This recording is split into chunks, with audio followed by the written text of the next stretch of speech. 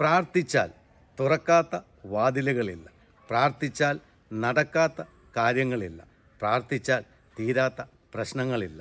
ഇത് നാം പലപ്പോഴും കേട്ടിട്ടുള്ള ഒരു കാര്യങ്ങളാണ്. എന്നാൽ എങ്ങനെ പ്രാർത്ഥിച്ചാലാണ് ഇതൊക്കെ നമ്മുടെ ജീവിതത്തിൽ സാധ്യമായി തീരുന്നത്?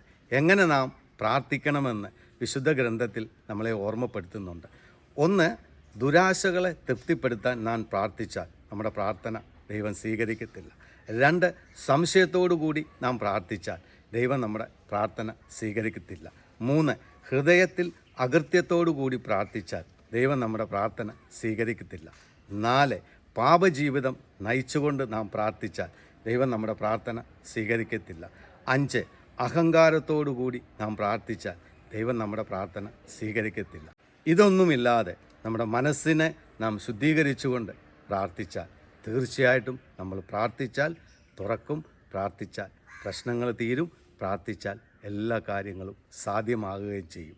ദൈവം നിങ്ങളെ സമൃദ്ധമായി അനുഗ്രഹിക്കട്ടെ.